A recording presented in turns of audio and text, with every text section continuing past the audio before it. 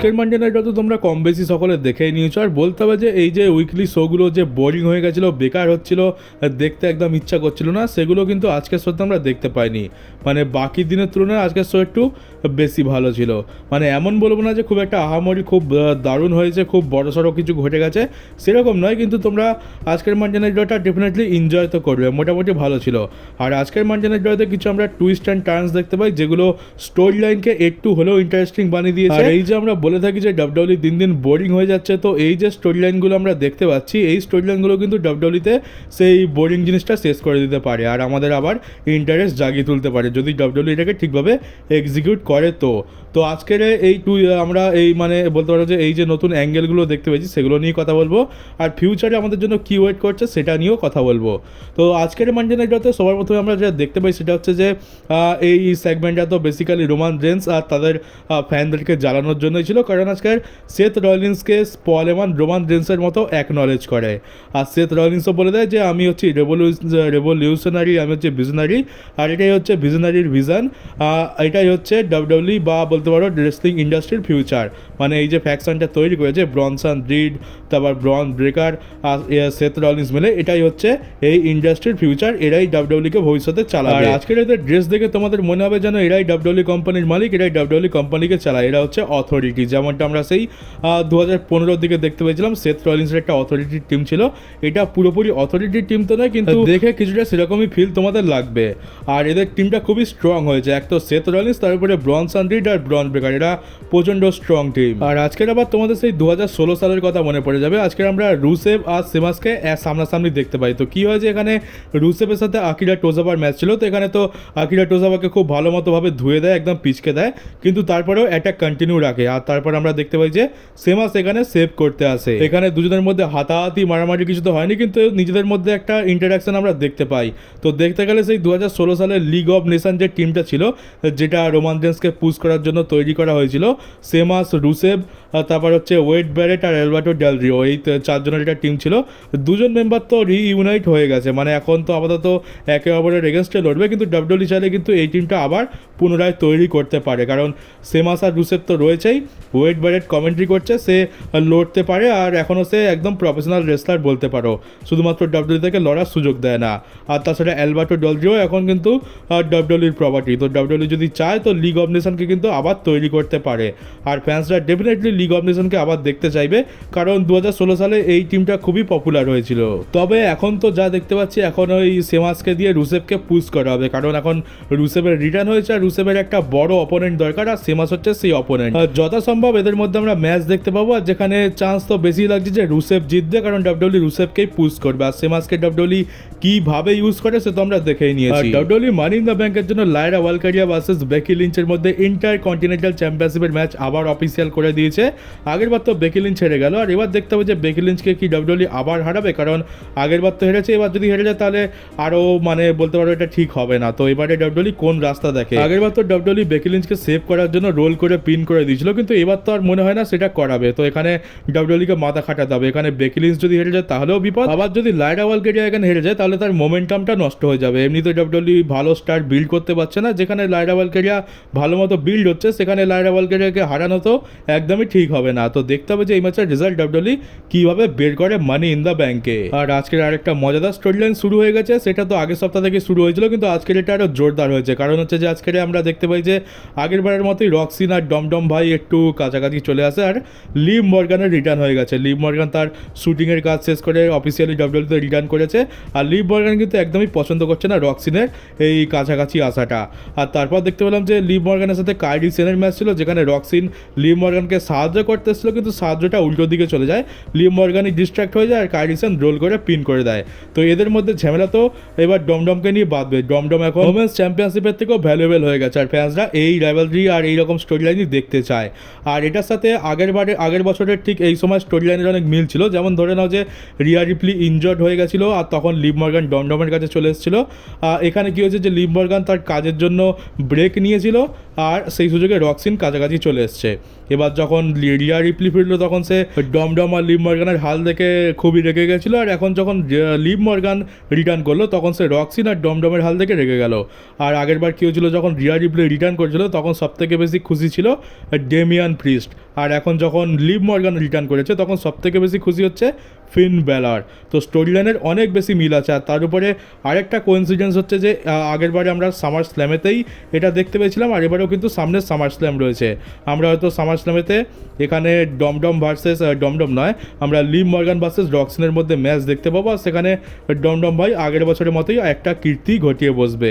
তো এটা একদম পুরো সিমুলার যাচ্ছে আগের বছরের স্টোরি লাইনের মতো। তবে ডাব্লিউডব্লিউই চাইলে এটাকে পুরোপুরি একই রকম না বানিয়ে একটু টুইস্ট অ্যান্ড টার্ন আনতে পারে, তাহলে ফ্যান্সের ইন্টারেস্ট আরও বেশি আসবে। তো দেখতে দেখতে লিভ মর্গানও কিন্তু যেটা রিয়া রিপ্লির সাথে করেছিল সেই একই জিনিস কিন্তু লিভ মর্গানের নিজের সাথে ঘটতে চলেছে, আর এটা হয়তো পরের বছর আমরা রক্সিনের সাথেও ঘটতে দেখতে পাবো। তো এই চক্রটা চলতেই থাকবে আর ডমডম ভাই এনজয় করতে থাকবে। আর এবার মানি ইন দ্য ব্যাংকের কোয়ালিফাইং ম্যাচ নিয়ে কথা বলা যাক। প্রথম ম্যাচটা হচ্ছে এখানে ড্র্যাগন লি ভার্সেস পেন্টা ভার্সেস চ্যাট গেবাল। আর আমি তো বলেছিলাম যে এখানে যেহেতু চ্যাট গেবাল রয়েছে, এল গ্র্যান্ডে আমেরিকানো নেই, তাই জেতার চান্স কম, আর ড্র্যাগন লিগে তো ডাব্লিউডব্লিউই টাইম পাসের জন্য ইউজ করে। আর এখানে আমরা ম্যাচের মাঝখানে ওয়াই কিঙ্গোকে দেখতে পাই। ওয়াই কিঙ্গো এসে চ্যাট গেবালের মাথায় লাথি মেরে দেয়, আর তারপরে পেন্টা এই ম্যাচটা জিতে গেছে, সে চলে গেছে মানি ইন দ্য ব্যাংকের ল্যাডার ম্যাচে। আর এবারে আমরা যেহেতু এই যে ওয়ার্ল্ডস কোলাইড বলে যে প্রিমিয়াম লাইভ ইভেন্টটা হতে চলেছে মেক্সিকান, সেখানে আমরা ওয়াই কিঙ্গো ভার্সেস চ্যাট গেবালের মধ্যে ম্যাচ দেখতে পাবো। তো সেটাকে বিল্ড করার জন্যই এখানে ওয়াই কিঙ্গোর ইন্টারফারেন্স আমরা দেখতে পেলাম। আর এবার দ্বিতীয় ম্যাচ মানে মেইন ইভেন্টের কথা বলা যাক, যেটা খুবই দারুণ হয়েছে। মানে এদের মধ্যে যে ম্যাচটা হচ্ছে খুবই দারুণ লেভেলে রয়েছে। এমনটা মনে হচ্ছিল যে স্যামি জেনও প্রায় জিতে গেছে, সেথ রলিন্সও জিতে গেছে, আবার ফিন ব্যালরের জন্য মনে হচ্ছিল যে সে প্রায় জিতে গেছে, কিন্তু প্রত্যেকবার কিছু না কিছুভাবে পিন ব্রেক হয়ে যাচ্ছিল। মানে এখানে ম্যাচটা খুবই দারুণ লেভেলে যায়। আর অফকোর্স যেহেতু সেথ রলিন্স রয়েছে, তো ব্রন ব্রেকার আর ব্রনসন রিড তো এখানে ইন্টারফেয়ার খুবই করেছে, প্রচণ্ড ইন্টারফেয়ার করেছে। একটা সময় স্যামি জেন হেলুয়া কিক লাগিয়ে দিয়ে সেথ রলিন্সকে পিন করেই দিচ্ছিল, কিন্তু এখানে ব্রনসন রিড না ব্রন ব্রেকার রেফারির পা ধরে টেনে নেয়। আর তারপরে আমরা দেখতে পাই যে উসো চলে আসে এই ম্যাচের মাঝখানে, আর যে উসো এসে দুজনের উপর অ্যাটাক করে দেয়। তবে শেষ ম্যাচ এখানে সেথ রলিন্স যা করে ম্যাচটা জিতেই যায়। আর তারপরে সিএম পাঙ্ক এসে পেছন থেকে সেথ রলিন্সকে জিটিএস লাগিয়ে ক্রাউডের ভেতরে পালিয়ে যায়। তো সেথ রলিন্স চলে গেছে মানি ইন দ্য ব্যাংক ল্যাডার ম্যাচে, যেটা খুবই ভালো জিনিস, কারণ ল্যাডার ম্যাচের একটু ভ্যালু এবার বাড়লো। আর এবারে যে উসোকে নিয়ে কথা বলা যাক। মানে ডাব্লিউডব্লিউই যে উসোকে নিয়ে করতেটা কি চাই, যে উসো ওয়ার্ল্ড হেভিওয়েট চ্যাম্পিয়ন, যেটা দেখে তো মানায় না, কিন্তু ঠিক আছে মেনে নিলাম যে সে হচ্ছে ওয়ার্ল্ড হেভিওয়েট চ্যাম্পিয়ন, কিন্তু একসাথে তাকে তিনখানা স্টোরি লাইনে চালানো হচ্ছে। আর সেটার কারণ হচ্ছে ডাব্লিউডব্লিউই তাকে স্পটলাইটে রাখতে চায়, তাকে রেলিভেন্ট রাখতে চায়। এমনি তো যে উসোকে দেখে ওয়ার্ল্ড চ্যাম্পিয়ন তো মনে হয় না, দেখে তো মনে হচ্ছে যে ওয়ার্ল্ড চ্যাম্পিয়নশিপ নয়, বরং ওটা ইন্টার কন্টিনেন্টাল চ্যাম্পিয়নশিপ, ওটা যে উসোর জন্যই মনে হচ্ছে। এবার ডাব্লিউডব্লিউই তো বিপদে পড়েছে, তাকে যে উসোকে রেলিভেন্টও দেখাতে হবে, যে উসোর প্রতি স্পটলাইটও ফেলতে হবে। তো তার উপায় কি? তার উপায় হচ্ছে যে মেন স্টোরি লাইন চলছে, বড় বড় স্টার হচ্ছে, তাদের মাঝখানে ঢুকিয়ে দাও। আজকের আমরা দেখতে পেলাম গান্থারের সাথে যে উসোর স্টোরি লাইন চলছে, যে Uso Seth Rollins Bron breaker এদের মাঝখানেও টপকে গেল, যাতে এই স্টোরি লাইন থেকে যে উসোর উপরে একটু স্পটলাইট আসে। উপরন্তু জন সিনা লোগান পল আর কোডি রোডসের স্টোরির মধ্যেও যে উসোকে জোর জবরদস্তি ঢোকানো হচ্ছে। মানে তোমরা কি কখনো দেখেছো যে কোনো চ্যাম্পিয়ন কিংবা চ্যাম্পিয়ন যদি নাও হয়, নর্মাল একটা সুপারস্টার একসাথে তিনখানা স্টোরি লাইনের মধ্যে ঢুকছে? আমরা বড়জোর দেখেছি যে দুটো স্টোরি লাইন একসাথে কন্টিনিউ হতে পারে, কিন্তু একসাথে তিনখানা স্টোরি লাইনে যে উসোকে ঢোকানো হচ্ছে শুধুমাত্র তার উপরে স্পটলাইট আনানোর জন্য, আর তাকে মেন ইভেন্ট স্পটে রেখে তাকে রেলিভেন্ট দেখানোর জন্য, যেটা খুবই খারাপ জিনিস।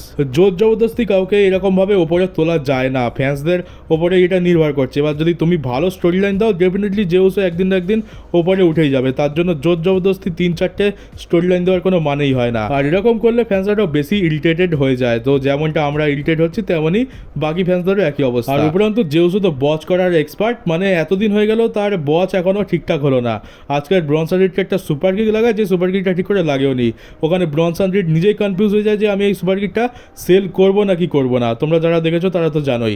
তো এত বচ করে, আর তার উপরে ডাব্লিউডব্লিউই জোর জবরদস্তি তাকে সব জায়গায় ঢুকিয়ে যাচ্ছে। এটা খুবই বেকার জিনিস। মানে তুমি কেমন ওয়ার্ল্ড চ্যাম্পিয়ন যে তোমাকে জোর জবরদস্তি তোমাকে ওপরে নিয়ে যেতে হচ্ছে, তোমাকে কেউ অ্যাকসেপ্ট করছে না। আর আমি কিছুদিন আগে পর্যন্ত ভাবতাম যে আমি হয়তো ফালতু জেউসোকে ইচ্ছা করে হেট করছি, কিন্তু এখন তো দেখছি যে না, আমি ঠিকই ছিলাম, জেউসোকে হেট করা উচিত। মানে এত বেকার বেকার চ্যাম্পিয়ন তো এর আগে দেখিনি। এমনকি কোফি কিংস্টনের কোফি মেনিয়া যখন হচ্ছিল তখনও কিন্তু কোফি কিংস্টনকে রেলিভেন্ট বানানোর জন্য এরকম কিছু ইউজ করা হয়নি। ফ্যান্সরা তাকে নর্মালি সাপোর্ট করতো, কম ফ্যান সাপোর্ট করতো কিন্তু করতো। তোমরা এটা দেখেই ধারণা করতে পারবে যে জেউসো কত বেকার, কারণ জেউসোকে রেলিভেন্ট বানানোর জন্য কি হচ্ছে, সেথ রলিন্স, ব্রন ব্রেকার, তারপরে Bronson Reed, John Cena, Logan Paul, Cody Rhodes, CM Punk সবাইকেই এই স্টোরি লাইনের মধ্যে আসতে হচ্ছে, এমনকি গান্থারকেও আসতে হচ্ছে। তবে দেখতে গেলে জেউসো কিন্তু শুধুমাত্র গান্থারের স্টোরি লাইনের সাথেই ফিট বসছে, বাকিদের সাথে তো জোর জবরদস্তি স্টোরি লাইন বানানো হচ্ছে।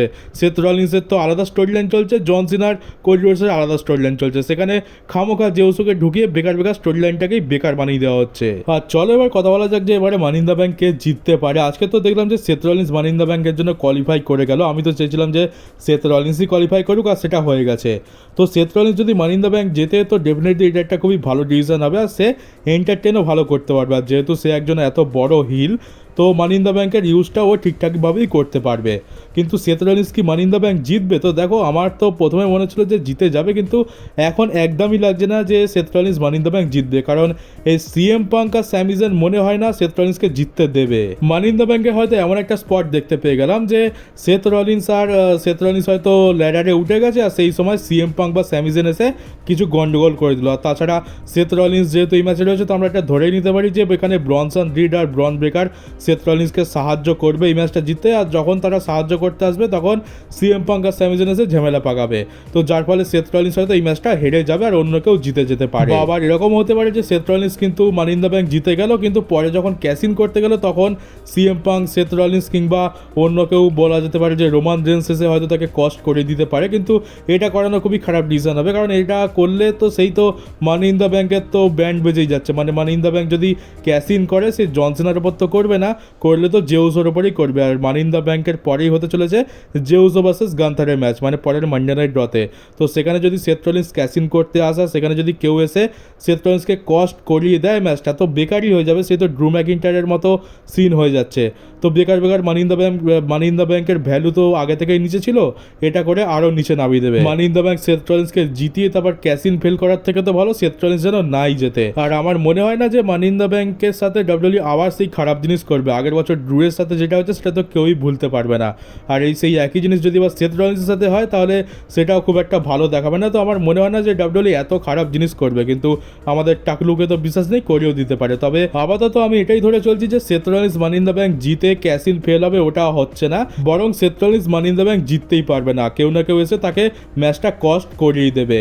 আর তাছাড়া দেখতে গেলে স্যামি জেন আর সিএম পাঙ্কের তো মানি ইন দ্য ব্যাংকের জন্য কোনো কাজ নেই, তো তারাই বা কী করবে? তারা ওই ইন্টারফেয়ার করতেই আসবে সেথ রলিন্সের পদে বাধা হয়ে দাঁড়ানোর জন্য। আর আপাতত যদি জিজ্ঞেস করো যে মানি ইন দ্য ব্যাংক জেতার চান্স সব থেকে বেশি কার, তো দেখো এখনও পর্যন্ত তো সব কটা কন্টেস্টেন্ট কনফার্ম হয়নি, এখনও কয়েকটা স্পট বাকি রয়েছে। তবে আপাতত ব্যাটিং ওয়ার্ডসের অ্যাকর্ডিং এখন সোলো সিকোয়া কিন্তু ফেভারিট রয়েছে, মানে সোলো সিকোয়ার এখন মানি ইন দ্য ব্যাংক জেতার চান্স সব থেকে বেশি। কিন্তু বলবো যে ওটার উপর অত বেশি বিশ্বাস করার দরকার নেই। এক তো সব কটা কন্টেস্টেন্ট কনফার্ম হয়নি, আর তারপরে ব্যাটিং ওয়ার্স কিন্তু এখন বেশ ভুল হচ্ছে, কারণ আমাদের টাকলা ট্রিপল এইচ একদম শেষ মোমেন্টে এসে প্ল্যান চেঞ্জ করে দেয়, তারপরে মাঝে মধ্যে হেগেও ফেলে। তো তোমরা অতটাও বিশ্বাস রেখো না ব্যাটিং ওয়ার্সের ওপরে। ম্যাচটা এলএ নাইটও জিততে পারে, সোলো সিকোয়াও জিততে পারে, বা অন্য কেউ জিততে পারে। তবে আপাতত এখন সেথ রলিন্সের চান্স তো আমার একটু কমই লাগছে। তো চলো গাইজ, এই ছিল আজকের নিউজ ভিডিও। কেমন লাগলো কমেন্ট বক্সে অবশ্যই জানিও। নতুন হয়ে থাকলে চ্যানেলটাকে সাবস্ক্রাইব করে নোটিফিকেশন বেলটাকে অবশ্যই অন করে দাও, ভিডিওটাকে শেয়ার করতে একদমই ভুলো না। তো চলো গাইজ, দেখা হচ্ছে তোমাদের সাথে কালকে ডাব্লিউডব্লিউইর একটা নতুন নিউজ ভিডিওতে।